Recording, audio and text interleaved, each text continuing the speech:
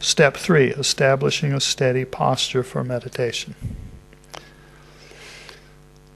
The way he starts this is by referring back to what you've already done. The old saying in speech writing, tell them what you're going to tell them, and then tell them what you told them. You may have heard that. In speech, if you're giving a presentation, I don't know where I heard it, but tell them what you're going to tell them, and then tell them what you told them. So he starts by saying, once you have established a regular time for meditation and have learned to have an internal dialogue with yourself, the third step is to develop a steady and comfortable posture. And we haven't even started posture yet, and we had to do all of that other stuff first. We had to have a regular time and place. We had to show up somewhere. I'll ask people, I meet somebody nowhere near their home. If somebody's here, and I ran into them here, I'll say, imagine that you're in your house, okay? You know the rooms of your house? Yes. What room is your meditation seat in? Well, I don't know. Well, I said, well, pick a room. Well, I don't know. I said, but you have to pick a room. Well, I'll do it when I go home. No, do it now. Just sit there and think of the rooms. You got a room? Okay, I got a room. Which room is it? And they'll say, okay, it's the living room or it's the bedroom. I said, now, in that room, are you going to sit on a chair or are you going to sit on a cushion on the floor? I don't care which. Well, I'll sit on a chair. I said, which chair? I mean, I'm cornering them. Pick a chair. Pick a chair in your mind. Is it a separate chair that you've got around the house, or are you going to go to the store and buy a brand new chair that's only for meditation, or it's going to be one of your dining room table chairs that you're going to put in the bedroom? Got a chair? Yes, I've got a chair. And you know where it is. I said, okay, what time is it? What's your meditation time?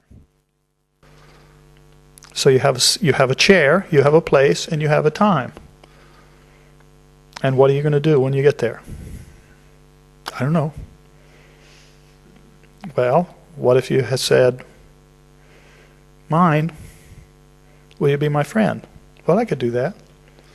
You've got the beginnings of practice. And if we've done that even a little bit, then we can do this thing. Once you have established a regular time for meditation and have learned to have an internal dialogue with yourself, the third step is to develop a steady and comfortable posture. At first, you may be very steady but uncomfortable. I sometimes refer to this as, what do you call it? A paradox. No, an oxymoron. No, you're a paradox.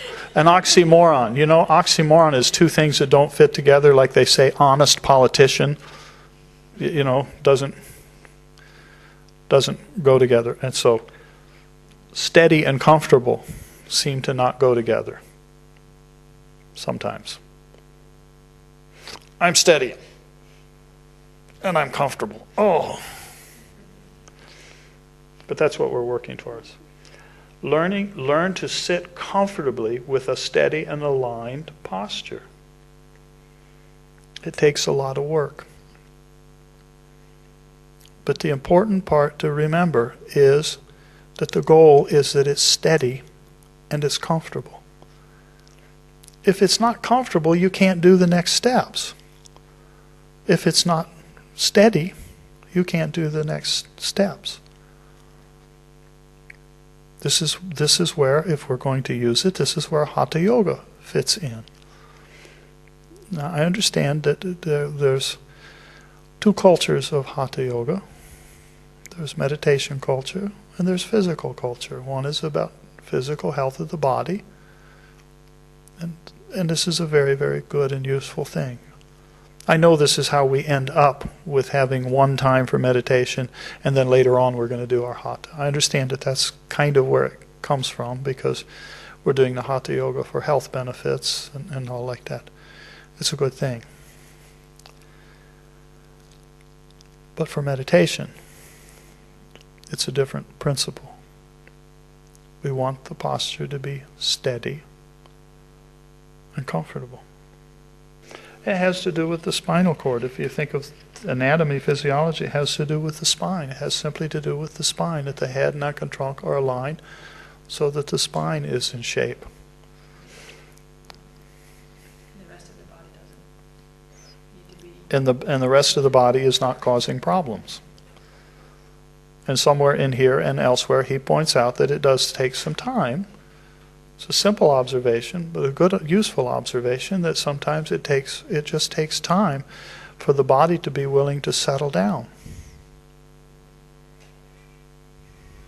So, we're talking about step 3, establishing a steady posture for meditation. And Swamiji talks in here about some of the specific postures.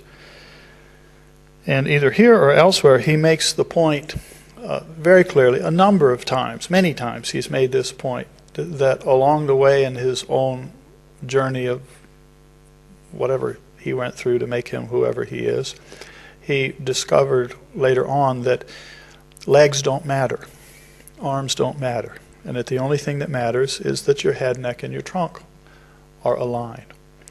And so in some sense, it makes almost any posture okay as long as we're getting the head, neck, and trunk aligned. In here, a couple things he points out is that the use of a chair to sit on is acceptable. But he also points out that somewhere along the way, sitting on a chair may not be steady enough. So we want to transition off of a chair and onto the floor. He makes the point that for those who can do it, Siddhasana, the accomplished posture, is the posture to use. He makes the point that the lotus posture is an exercise posture. It's not actually meant to be a meditation posture, because you can't do Mula Bandha so well in that posture. So many postures to practice with, but ultimately the bottom line is that it should be steady and it should be comfortable, and the head, neck, and trunk should be aligned. And so then you just experiment with it and find what works for you, and find people to coach and teach.